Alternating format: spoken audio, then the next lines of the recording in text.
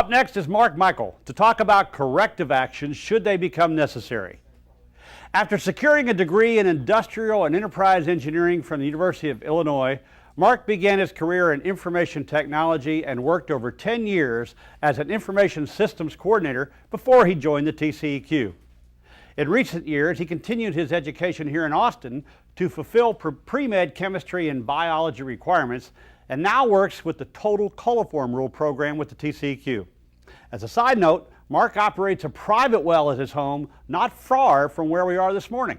Mark, it's all yours. Thanks, Mike. I certainly do appreciate the chance to be here today. So, you've been running your well, and you've been doing the utmost, best job you can to make sure that the drinking water that you're providing to your customers is safe, clean, and good to drink. And one month you go out and you grab a back T sample from your distribution sample, and sure enough, you take it to the lab and it comes back total coliform positive. Well, So now the new groundwater rule comes into effect. Not only do I have to go and take repeat samples, but now I have to go back and test my source water at that well before disinfection to see if that raw water is suitable to be serving and pumped into the distribution system.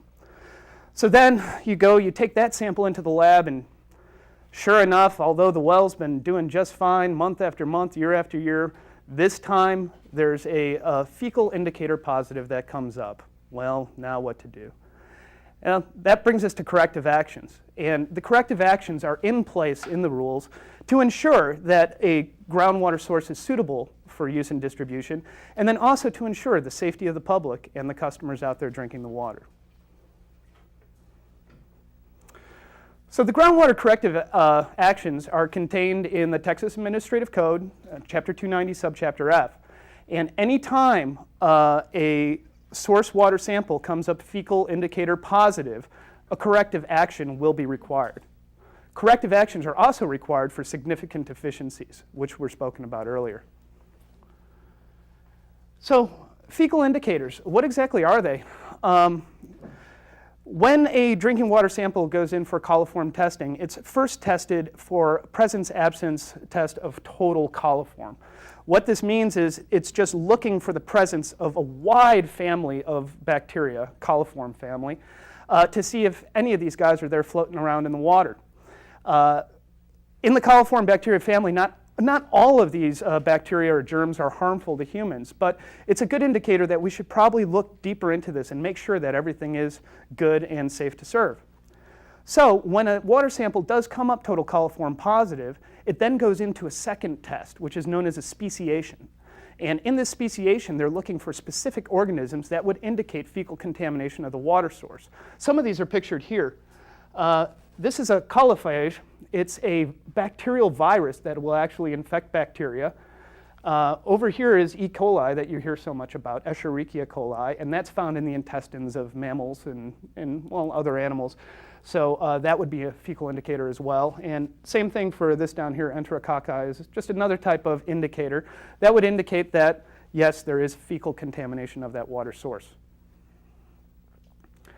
So not every time a sample result comes up positive is a true result, a true indicator of fecal contamination. So there needed to be some kind of something in the rules that allows you to invalidate the samples, and that's why there is a provision for source sample invalidation. There really are only two reasons, though, why a fecal indicator sample positive would be invalidated, and that would be an error at the lab, or if the TCEQ agency could determine that a fecal indicator positive while working with the water system is not related to the source water quality through some other problem or technique that happened during the collection.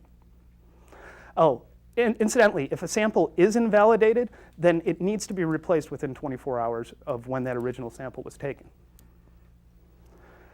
So fecal positive source samples. TCEQ will require 24-hour public notification if a positive fecal indicator sample is collected. So that is, as soon as you know about that result, you want to contact the TCEQ so you can start working on a corrective action and figure out what the plan is going to be moving forward.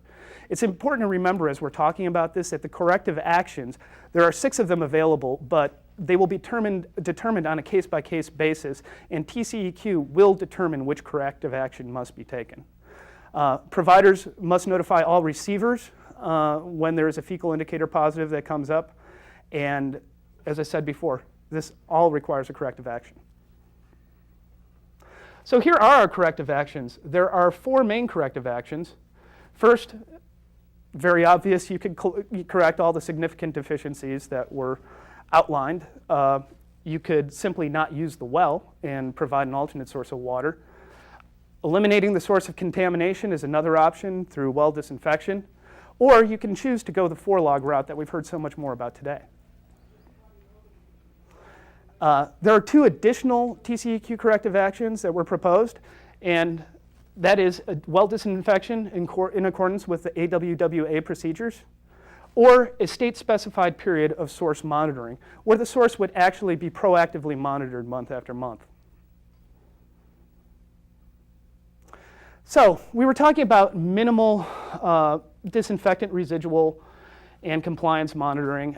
Just to review that really quick, water systems with a population serving over 3,300 have to constantly monitor their minimum residual. Smaller systems that are smaller than that, must do daily disinfectant residuals. If your residual does fall below the minimum level, again, it's very important to contact the TCEQ. Violations may not necessarily be assessed depending on the individual circumstances and what's happening. So the quicker that you can start working with the regulatory agency, the better the chances are of getting the problem handled quickly and efficiently.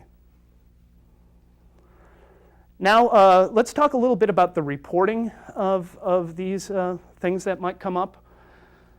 Again, if you fail to meet 4-log treatment of viruses, you need to contact TCEQ by the next day. You must notify TCEQ within 30 days after completing any corrective action.